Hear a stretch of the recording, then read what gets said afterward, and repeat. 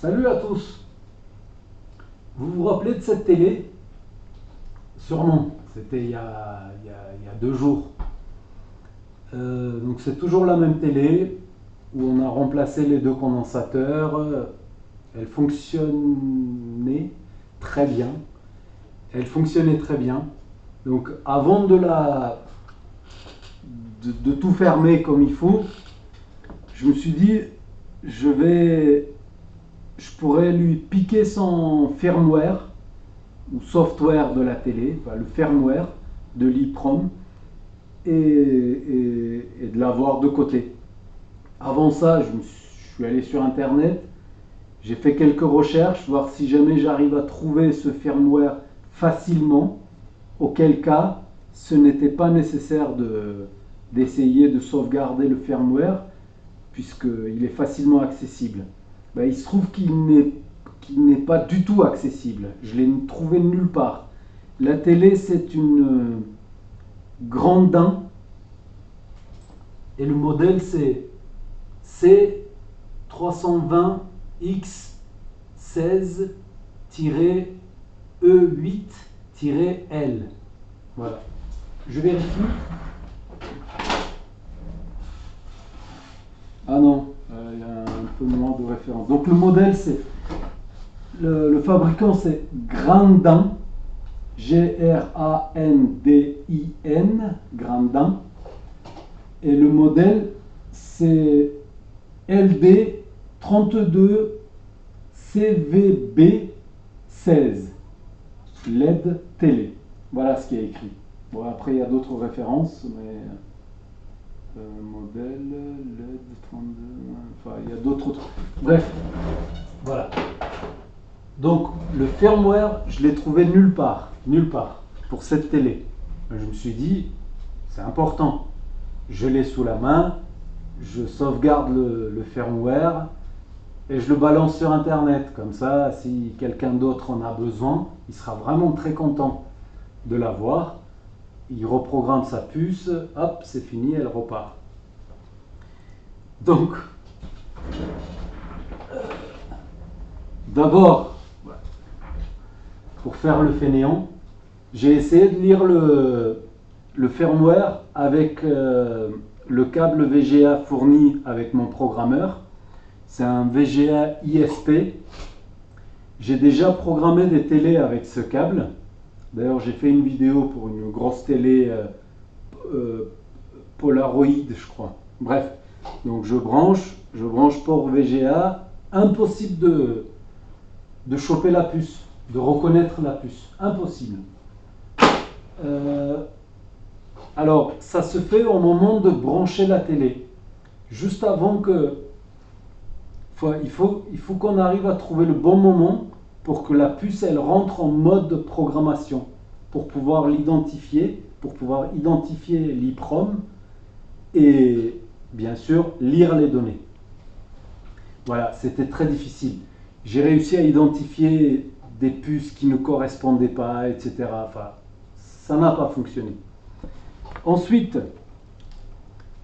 elle était toujours démontée. Je me dis, j'avais pas envie de dessouder la puce. C'est pas les 5 minutes que je vais perdre pour dessouder la puce et la ressouder. C'est une petite carte pas chère. C'est pas une carte mère d'ordinateur portable. Donc, suivant comment on chauffe la carte, il se peut parfois que ça se passe très très mal. C'est-à-dire la carte elle gondole, enfin elle gonfle, les couches se séparent, etc. Enfin, ça peut très mal se passer. Il faut baisser la température, mais dans ce cas-là, on chauffe très longtemps, etc. Enfin bref, j'avais pas envie de dessouder la puce. Je le fais au dernier recours.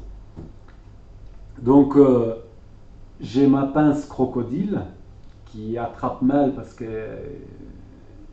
n'a plus toutes ses dents, ou pas très, elles ne sont plus très aiguisées.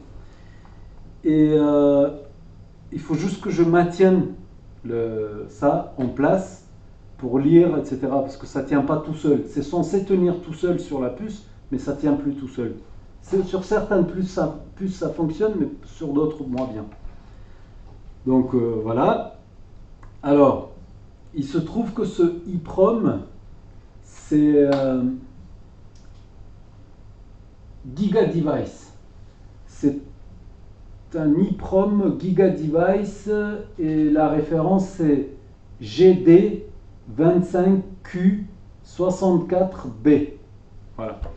Alors les Giga Device, contrairement à WinBond par exemple, les WinBond ils se lisent très bien.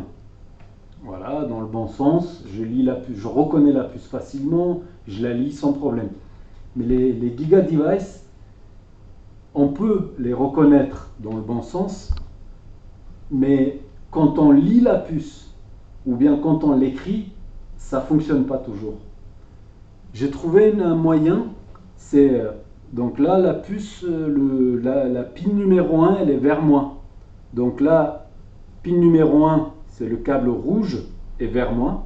Donc logiquement, je devrais me raccorder de cette façon-là.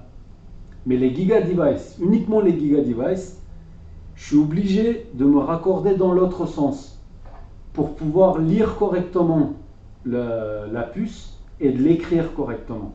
Je vais vous montrer, on va faire la démonstration. Donc, au début, je ne me suis pas rendu compte que c'est... Enfin, si, je l'ai vu par la suite, mais je me suis dit, pour lire, il n'y aura pas de souci. C'est uniquement pour écrire qu'il va y avoir un souci.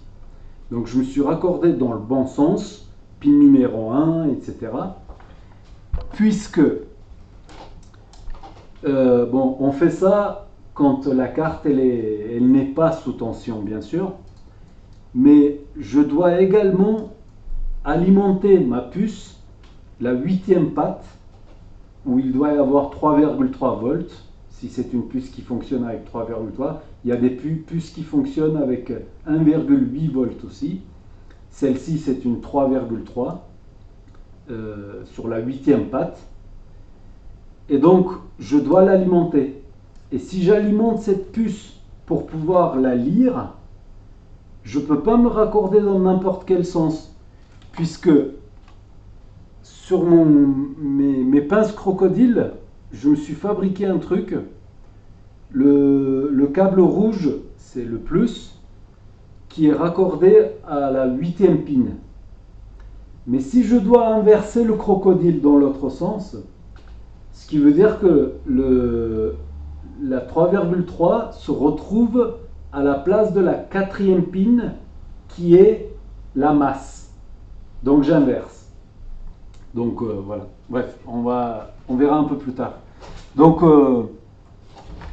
par la suite, j'ai fini par me souder directement sur la carte. Je vais vous montrer. Voilà. La puce, elle est là. Et moi, je me suis soudé juste à côté avec ce fil. Et je vais alimenter ce côté-là et ma 8e pin, c'est la même chose. Donc, en alimentant ce côté-là, j'alimente ma puce aussi. Avec l'alimentation externe. Voilà. 30 secondes. Je branche. Là, la puce, elle est alimentée. Nous avons 100 milliampères. Il y a pas que c'est pas la puce qui est en train de consommer. Il y a encore autre chose. Il y a la LED qui s'est allumée également. En fait, c'est le circuit 3,3 volts. Et il y a une partie de la carte qui est alimentée. C'est pour ça qu'on a cette consommation. Donc j'ai la LED. Bon, j'ai beau appuyer, ça ne va pas partir bien sûr, parce que j'ai pas le reste. J'ai pas le 220, enfin j'ai pas le 20 volts, 12 volts, etc. Donc voilà. Et là, je continue mon explication. Pardon. Donc, je me suis raccordé dans le bon sens en alimentant ma puce avec mes deux fils qui sont soudés directement sur mon socket là, ici. Donc, forcément, je me suis mis dans le bon sens puisque le fil rouge doit correspondre à la pin 8. Donc, je ne les ai pas inversés. Donc, j'ai branché. J'ai lu mon programme, je l'ai lu, je l'ai sauvegardé, il fait 8 mégas, je l'ai sauvegardé, je l'ai relu encore une fois, 2 fois pour être sûr. Tout ça pour vous dire que c'est hyper important de toujours sauvegarder les BIOS. Les BIOS, les firmware, toujours, les anciens. Même s'ils sont en panne, c'est pas grave. On va se baser là-dessus pour réparer, on va en avoir toujours besoin. Donc j'ai sauvegardé une deuxième fois mon programme. Je me suis dit, ouais, là je suis tranquille, ça va.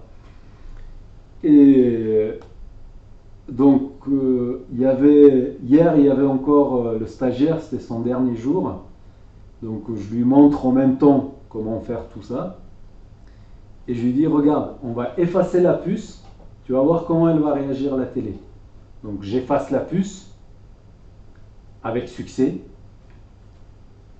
Et on branche la télé, il y a le voyant rouge la veille, mais impossible d'allumer la télé, impossible de la mettre en route. C'est normal, il n'y a plus le programme. Ensuite, donc c'était pour sauvegarder le bon programme, pour le partager sur internet et montrer aux stagiaires. Donc ensuite, je me raccorde toujours dans le bon sens, j'ouvre mon programme, le premier que j'ai sauvegardé, j'essaie de reprogrammer, donc le programme il fait comme s'il le faisait, arrivé vers la fin il me dit erreur, normal c'est des puces Giga 7, c'est bien ça, ou Giga 7, ouais c'est peut-être Giga 7, enfin ouais, Giga 7, bref, donc je me dis bon, il faut que je trouve le moyen de me raccorder dans l'autre sens, donc j'ai inversé mon alimentation et la masse parce que je vais me raccorder dans l'autre sens, je vais retourner le crocodile, donc j'inverse la 8e patte avec la 4e, on va dire, c'est comme ça que j'arrive à lire et reprogrammer les puces Giga 7, donc je reprogramme la puce, tout se passe bien, donc elle est écrite jusqu'au bout, vérifiée, successful. Ok, tac, allez, on est bon. J'appuie sur le bouton, impossible. Je rappuie, impossible de démarrer la télé. C'est pas vrai. Qu'est-ce que j'ai fait? Alors, j'ouvre le programme dans Exa Editor. Je mets ma deuxième sauvegarde. Je l'ai copié 2 fois, donc c'est censé être la même chose. Je mets aussi, je compare les fichiers et la surprise. Les fichiers, ils sont pas pareils à l'intérieur. Enfin, le début, oui, des 2 fichiers. Un peu plus bas, tout est décalé. Il y a un fichier où les infos sont beaucoup plus bas et l'autre plus haut, etc. Je dis, oh là, je crois que je viens d'abîmer le programme. Je dis, bon, là, il faut dessouder la puce. Donc, je dessoude la puce. J'essaye de la lire, elle est vide puisque je l'ai effacée. Ensuite, je reprogramme avec la première version que j'ai copiée. Je ressoude la puce. Impossible de démarrer la télé. Je redessoude. Je mets, c'est hier après-midi, je me suis amusé avec ça. J'ai soudé la deuxième version, la deuxième copie que j'ai faite. Je l'ai programmée, impossible de démarrer, impossible. Ce qui veut dire que j'ai mal lu à la base mon programme, même si je l'ai enregistré 2 fois, je l'ai mal lu 2 fois. Pourquoi? Parce que j'étais dans le bon sens et parce que c'est une Giga device. Voilà. Donc, dans le bon sens,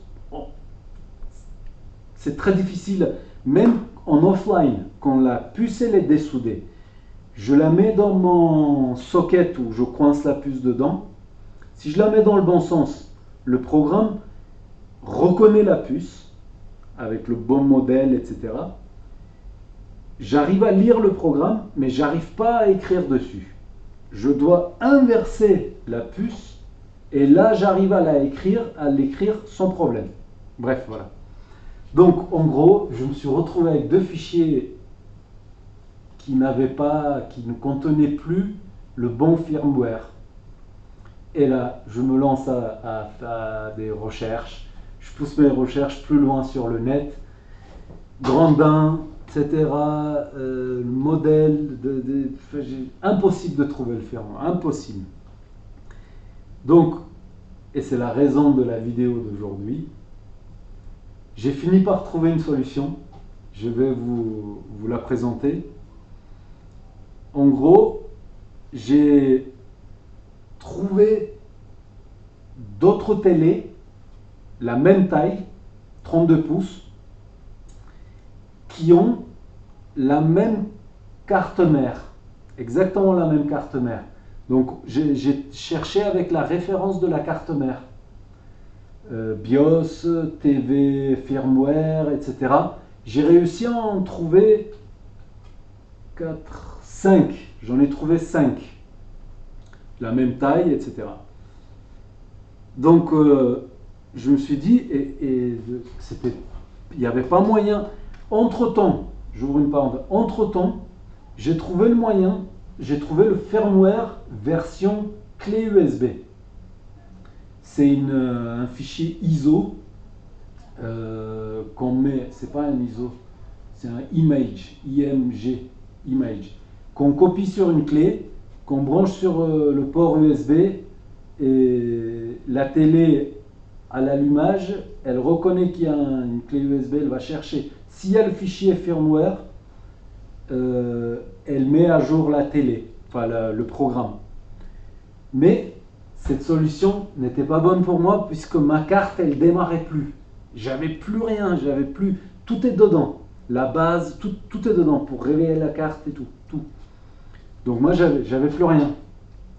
Donc j'ai essayé avec les 2 fragments de programme que j'avais sauvegardés, j'ai essayé de décompresser le firmware version USB, je l'ai décompressé, je l'ai décomposé, j'ai trouvé des fichiers bin à l'intérieur, mais rien ne correspondait au programme final, rien. Donc je me suis dit, avec cette version-là, je vais peut-être réussir à réparer mon BIOS, etc. Alors ça, j'arrive à le faire sur les ordinateurs portables, mais pas les télés. J'en suis pas encore là. Je ne sais pas si ça vaut le coup d'apprendre à réparer les firmware des télés, puisque maintenant, vous le savez, les fabricants, ils ont tellement tiré les prix bas que ça vaut presque plus le coup de réparer les télés. C'est vraiment dommage, c'est très dommage. Donc voilà, moi ça va me prendre très longtemps à apprendre à dépanner les BIOS, les décomposer, etc. Il faut certainement utiliser d'autres logiciels pour ouvrir le BIOS, etc. Bref, voilà. Donc c'était pour moi, donc je me suis dit, peut-être je pourrais avec cette version-là, mais impossible, ça ne correspondait pas, il fallait trouver des petits bouts et raccorder, coller, bref, voilà, c'était chaud. Donc, alors, actuellement, la télé, elle est dans le même état qu'hier. C'est aujourd'hui que j'ai trouvé la solution. Ce qui veut dire, j'ai pas mis là-bas le multimètre, mais je vais vous montrer, on va faire, vous voyez, oui, il n'y a rien qui est raccordé, non. Je viens de brancher la télé, j'ai la veille, et c'est tout. C'est tout ce que j'ai. Elle ne s'allume pas. Vous allez, normalement, vous devriez le voir quand la télé elle s'allume. Par les trous là, on voit les LED. Impossible de l'allumer, quoi qu'on fasse, puisqu'il n'y a plus de programme. J'ai tout effacé pour vous faire la vidéo. Donc là, à un moment donné, je me suis rendu compte que j'avais même plus 3,3 volts sur la 8e pin de l'EEPROM. J'avais plus. En fait, le circuit 3,3 volts là qui alimente l'EEPROM était absent. Et là, je ne sais pas si je l'ai. Là, je l'ai. Là, je l'ai. Oui, là, je l'ai. Et je l'ai perdu quand j'ai essayé un autre programme. C'est important de souligner ça. Donc, j'ai réussi à reprogrammer un autre firmware d'une autre télé. Et quand j'ai réussi quand j'ai reprogrammé la puce, j'étais sûr que tout s'est bien passé.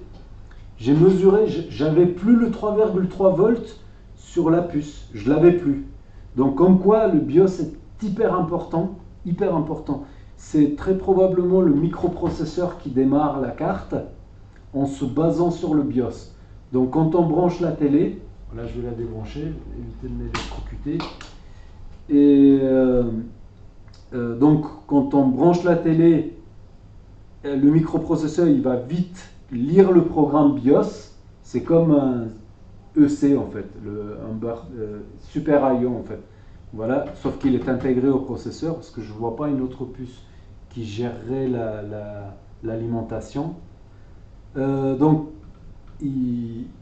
cette puce elle lit le BIOS et elle démarre, elle active certains circuits, même le 3,3 aussi. Elle l'active pour alimenter la puce pour pouvoir la. Enfin, bref, voilà, je me perds un peu. Ok, donc impossible de démarrer la télé. Ce que j'ai fait, on continue. Après, il faut que je vous bascule là-bas. Ouais, ok. Donc, j'inverse le crocodile. Le pin numéro 1, il se retrouve à la place de pin numéro 5. En fait, le 1, il va là-bas, au 5. Le 1, il va au 5. Et le 4, il va au 8. Enfin bref, c'est soit comme ça, soit comme ça. Vu que c'est une Giga 7, Giga device, ben, il faut qu'on fasse ça. Mais pour ça, il faut que j'alimente ma puce aussi. Sinon, elle ne sera pas reconnue. Je branche la ligne. Vous voyez la consommation, on est bon. Je me mets dans... Là, je peux m'amuser à les inverser puisque j'ai alimenté la 8e patte en direct.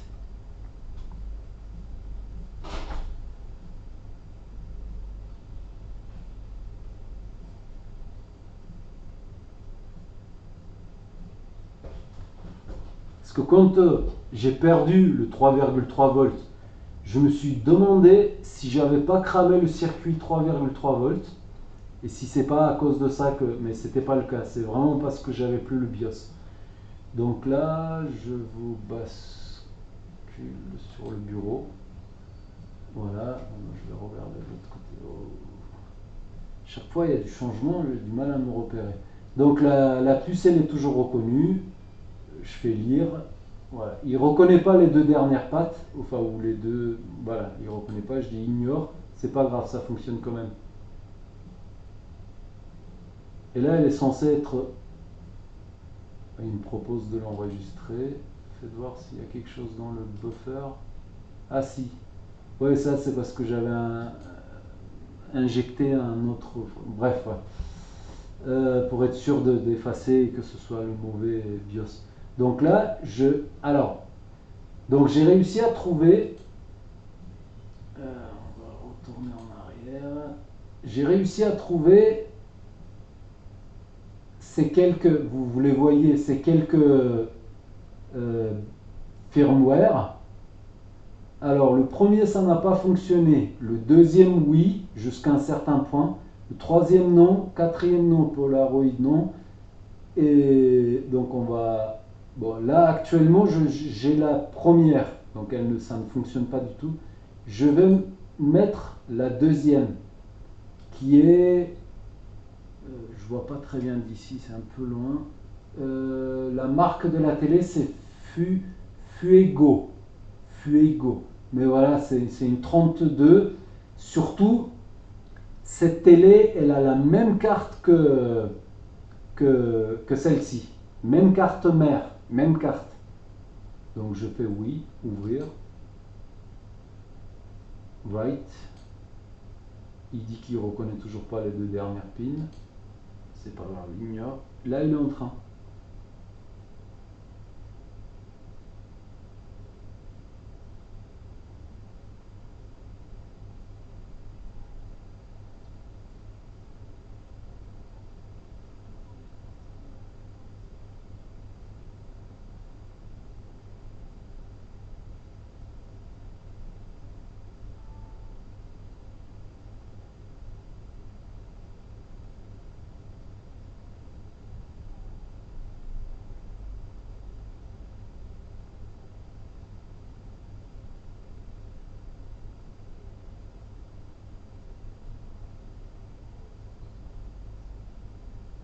vérification. On est bon. Voilà, vérification, ok. Ce qui veut dire qu'à la fin, il a pu vérifier si ce qu'il a écrit correspond au buffer. Donc, on est bon. S'il a dit oui, c'est que c'est bon. Je débranche l'alimentation. La masse. Attendez, je vais me remettre sur le. Là. Ouais. Donc, je débranche là, je mis la masse aussi. On va enlever le programmeur. Et on va essayer. Donc là, déjà, on peut, avant de la retourner, je branche la télé. J'ai la lumière la veille. J'appuie sur le bouton. Magique. J'ai la lumière bleue. Et là, je ne sais pas si vous l'avez vu, il y a la lumière de la dalle. Cool. Jusque-là, ça va. J'éteins. 2 minutes. 2 minutes, ça va être intéressant. Ça va être intéressant. Comment je peux vous montrer ça? On va basculer là. Là, peut-être. Ensuite, on va... Ouais, ok. Ok. Elle est là, la télé. Je la rebranche. Ouais. Allez. Je branche. J'ai la lumière rouge. J'appuie sur le bouton derrière. Oh! Oh! Qu'est-ce que c'est? Fugo, c'était comment déjà?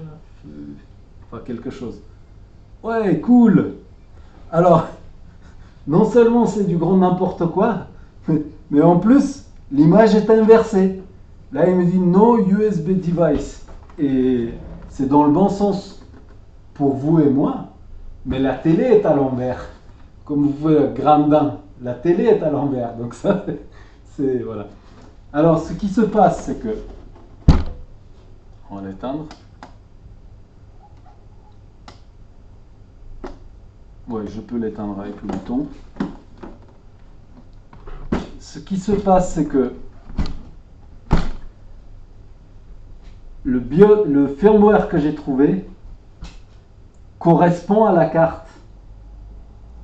carte logique, mais pas à la dalle. Voilà, pas à la dalle. Les professionnels de la télé, pas ceux qui sont spécialisés là-dedans, ils vous diront panel. Voilà, panel, c'est-à-dire l'affichage, la dalle, quoi. Ouais, ça me paraît. Voilà, la dalle. Donc maintenant, jusque-là, c'est déjà quelque chose. On a l'image. On a l'image. Enfin, une image un peu bizarre, mais on a quand même l'image. Maintenant, on prend le programme pour flasher en USB. On raccorde la clé USB. Pourquoi je l'ai mise comme ça? Ah non, il fallait que je l'aille. Il faut patienter un tout petit peu. Voilà. J'ai vidé l'électricité. On va faire comme ça. J'ai branché la clé USB. Là, ça m'a permis de réveiller la carte, qu'elle se mette en route. Même si la dalle, elle ne correspond pas, ça m'a permis de faire ça. Ensuite, avec de la chance, j'ai pu trouver la firmware de mise à jour, ils appellent ça. Enfin, la même chose, mais en version USB.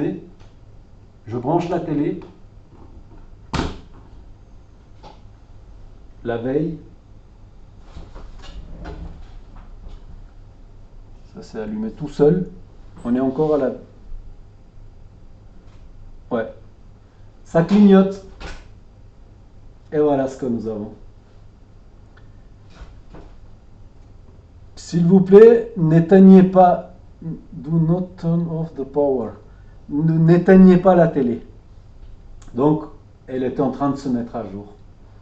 Et remarquez, la télé est toujours à l'envers, hein. Grandin, il est à l'envers.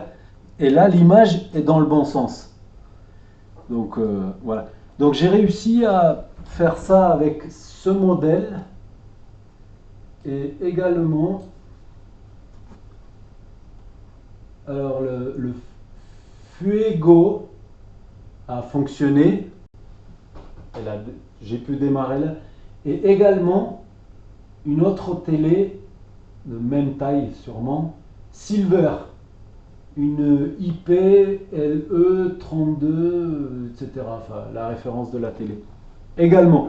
Et avec la Silver, j'avais une meilleure image. Enfin, c'était beaucoup plus net et l'image était entière, etc. Enfin, tout était en portugais. Donc c'est sûrement la personne qui a uploadé ce fichier pour Silver quelque chose, c'est qu'il était portugais, donc sa télé était en portugais, il l'a envoyé, et c'est pas grave, puisque moi ça m'a beaucoup... Et voilà. S'il vous plaît, patientez. Je sais pas si vous vous rappelez, il y a 2 jours, c'est ça qui était écrit. S'il vous plaît, patientez, et l'image est à l'envers, c'est normal, puisque la télé est à l'envers. Voilà. Qu'est-ce qui se... Voilà, on est bon. Tout est ok, nickel. Voilà, réglage, machin. Et français, oui, ok. C'est par là, je crois. Voilà. Donc, la télé refonctionne comme avant. Comme avant. Donc, le BIOS, je l'ai sauvegardé. Je vais l'envoyer sur certains forums, là où les gens le cherchent, pour qu'ils puissent le trouver, pour qu'ils puissent se dépanner. Donc, on est pas mal. Voilà.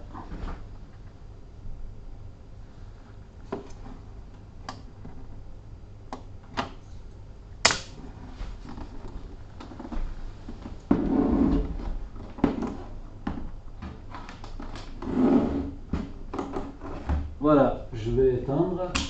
Donc, la vidéo d'aujourd'hui consiste à... Bon, j'ai fait la bêtise. J'ai mal lu le programme, etc.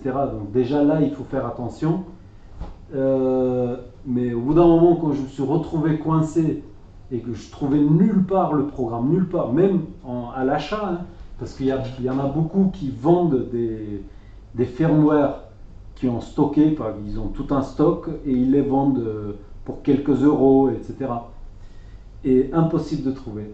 Et donc voilà le moyen pour vous dépanner si vous n'avez pas votre programme et de quand même refaire fonctionner la télé. Elle fonctionne, tout est nickel, vous avez vu. Voilà, il n'y a pas besoin de commentaires. Voilà, ça sera tout pour cette fois, pour aujourd'hui. Et je vous dis à bientôt sur d'autres vidéos. Ciao!